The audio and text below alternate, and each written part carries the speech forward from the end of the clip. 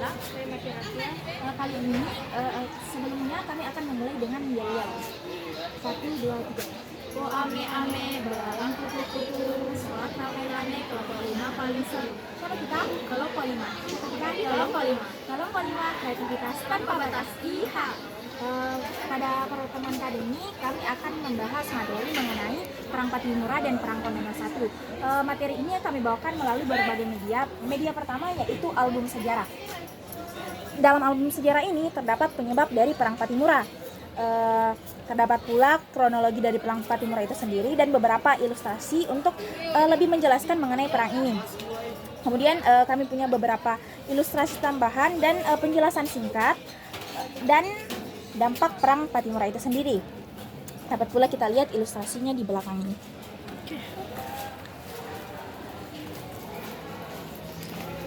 Media yang saya buat yaitu media poster. Perang Patimura yang terjadi pada 1817 merupakan sebuah peristiwa sejarah yang terjadi di Maluku yang merupakan bentuk perlawanan rakyat terhadap VOC atau Serikat Dagang milik Belanda. Latar belakang peristiwa. Peristiwa Patimura diawali dengan kedatangan bangsa Barat ke tanah Maluku untuk melakukan perdagangan. Maluku menjadi salah satu daerah yang banyak dituju orang-orang Eropa karena kekayaan yang dimilikinya, hasil alam yang melimpah membuat daerah ini mendapat julukan Mutiara dari Timur. Kekayaan yang ada di dalamnya membuat bangsa Eropa datang berbondong-bondong datang ke tanah Maluku. Kedatangan orang-orang Eropa awalnya hanya untuk berdagang saja.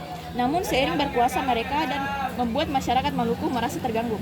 Ketidakadilan dari VOC, tekanan-tekanan yang berat di bidang ekonomi seperti kerja paksa, juga adanya tekanan psikologis dengan berbagai penindasan yang dilakukan pemerintah Belanda terhadap rakyat Maluku, sistem penyerahan secara paksa, kewajiban kerja berbelandong, penyerahan atap dan gaba-gaba dan lain-lain, pengurangan sekolah dan gereja, pengiriman paksa orang-orang Maluku untuk dinas militer ke Batavia, pergerakan pejuang. Menanggapi kondisi yang demikian, para tokoh dan pemuda Maluku melakukan serangkaian pertemuan rahasia. Maluku tidak ingin terus menderita di bawah keserakahan dan kekejaman Belanda dan melawan kebijakan Belanda. Thomas Matulesi yang kemudian terkenal dengan gelarnya Patimura dipercaya sebagai pemimpin. Gerakan perlawanan dimulai dengan menghancurkan kapal-kapal Belanda di pelabuhan dengan para pemimpin pejuang Christina Marta Tiahatu, Thomas Patiwail dan Lukas Latuhahina. Ini adalah tokohnya. Akhir dari perjuangan. Sayangnya dari semua perjuangan Patimura dan rakyat Maluku harus terhenti karena adanya politik adu domba, tipu muslihat dan bumi hangus oleh Belanda, di mana Kapitan Patimura bersama teman-temannya berhasil ditangkap dan mengakhiri perjuangan di tiang gantungan pada 16 Desember 1817 di kota Ambon. Peristiwa ini menandai berakhirnya Perang Saparua. Kemudian media berikutnya yaitu melalui artikel Perang Patimura, pengertiannya, Kapitan Patimura, kronologi Perang Patimura, serangan balik Belanda, dan kekalahan Perang Maluku. Selain mempunyai artikel Perang Patimura, kami juga mempunyai artikel tentang Perang Tondano 1 dan Perang Tondano 2. Yaitu latar belakang Perang Tondano 1, strategi dan teknik, 3 jalannya perang, 4 dampak Perang Tondano 1 dan tokoh-tokohnya. Perang Tondano 1, latar belakang Perang Tondano 2, tujuan terjadinya Perang Tondano 2, kronologi Perang Tondano 2, strategi dan taktik, jalannya perang, akhir Perang Tondano 2, dampak Perang Tondano 2, dan tokoh-tokoh Perang Tondano 2. Dan kami di sini mempunyai PowerPoint tentang Perang Tondano 2.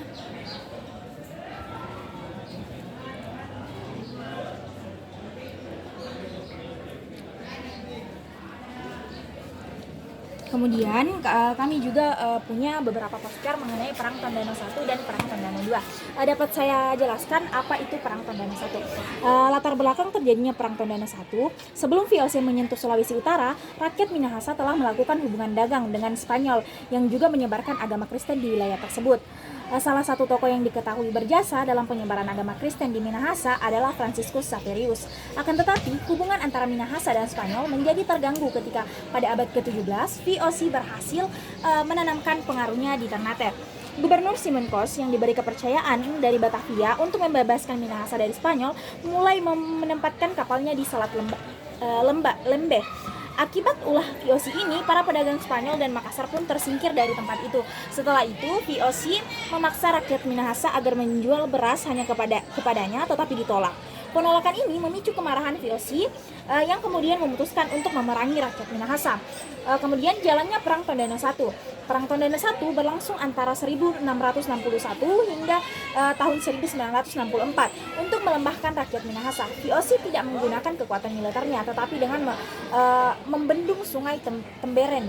Akibatnya aliran sungai meluap sehingga membanjiri permukiman penduduk.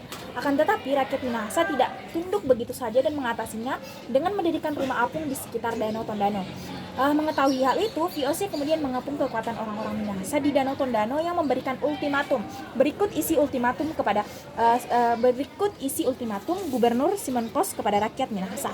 Yang pertama, masyarakat Tondano harus menyerahkan toko pemberontak kepada VOC. Yang kedua, masyarakat Tondano harus membayar ganti rugi dengan menyerahkan 50-60 budak karena rusaknya tanaman padi akibat luapan Sungai Temberen.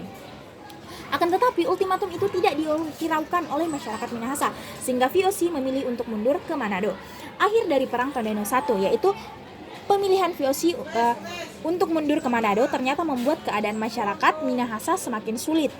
Pasalnya, hasil pertanian penduduk menjadi menumpuk karena pembeli dari bangsa Spanyol telah diusir oleh VOC dari Nusantara. Masyarakat Minahasa pun tidak memiliki pilihan lain selain mendekat dan menjalin kerjasama dengan VOC agar hasil pertaniannya dapat terjual.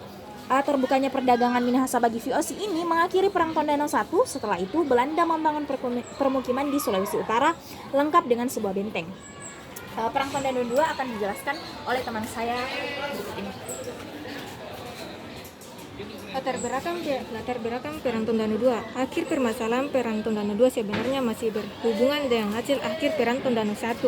Pada akhir Perang Tondano I, pihak VOC dan rakyat Minahasa membuat perjanjian pada 1679 yang mengatur berbagai hal di sekitar hubungan dan kepentingan kedua belah pihak. Salah satu isi perjanjian tersebut adalah bahwa Minahasa akan membantu Belanda terutama dalam menyalurkan sejumlah kebutuhannya. Dalam perkembangannya, Belanda mulai melakukan tindakan-tindakan licik termasuk mencampuri urusan walak-walak hak Minahasa. Tindakan Belanda yang tidak sesuai dengan perjanjian itu membuat walak-walak berselisih. Pada 1802, Karl Christoph Prediger diangkat sebagai Presiden Manado. Tidak lama kemudian, Gubernur Jenderal Hindia Belanda Hawedels membantu pasukan dalam jumlah besar yang akan dipersiapkan untuk menghadapi kemungkinan serangan Inggris. Salah satu upaya yang ditempuh adalah dengan menggerakkan pendudukan dari sejumlah daerah termasuk Minahasa. Pada Mei 1808, Prediger segera mengumpulkan para hukum atau pimpinan dalam suatu wilayah walak atau daerah setingkat distrik dan menyampaikan bahwa pemerintahan membutuhkan sekitar 2.000 pemuda Minahasa yang akan dikirim ke Jawa. Ternyata para hukum tidak mau menuruti permintaan Prediger. Bahkan beberapa di antaranya mengadakan perlawanan terhadap kolonial Belanda.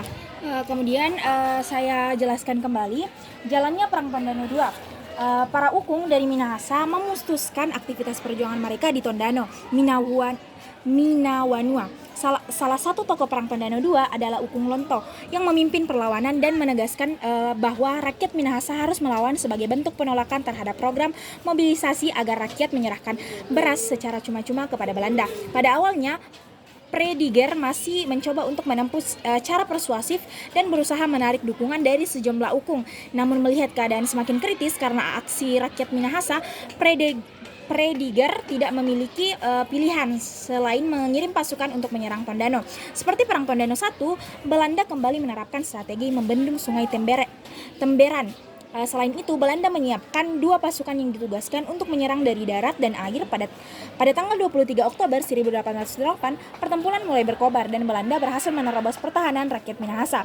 Serangan pun terus dilakukan baik di darat maupun di air hingga kampung pertahanan Minawanus seperti tidak ada kehidupan lagi. Dalam perkembangan strategi Belanda untuk membendung Sungai Temberen ternyata justru menjadi senjata makan tuan. Pasalnya, air sungai yang meluap mempersulit gerakan pasukan Belanda. Akhir Perang dari Tondano II. Perang Tondano II berlangsung cukup sengit hingga Agustus 1809. Bahkan pada 5 Agustus 1809, benteng pertahanan Moraya milik para pejuang hancur bersama rakyat yang berusaha mempertahankannya. Setelah itu, Belanda membantai semua penduduk yang dijumpainya sampai habis dalam kelompok-kelompok terbatas. Sisa-sisa pasukan Minahasa memilih bertahan di hutan yang lebat yang tidak mudah untuk dijangkau Belanda. Karena kesulitan menjangkau tengah hutan, Belanda sampai mengaku akan memberikan pengampunan kepada pemberontak asalkan mereka mau mengakui kekuasaan Belanda. Akan tetapi hal itu tidak pernah terjadi karena pihak Inggris lebih dulu mengambil alih kekuasaan Belanda di Minahasa pada 1810.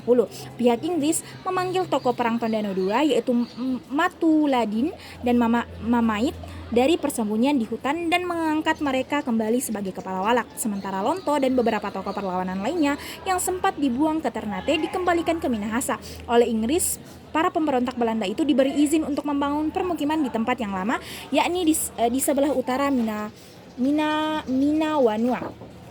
Mungkin sekian yang dapat kami paparkan mengenai materi Perang Patimura dan Perang Tondano II ini.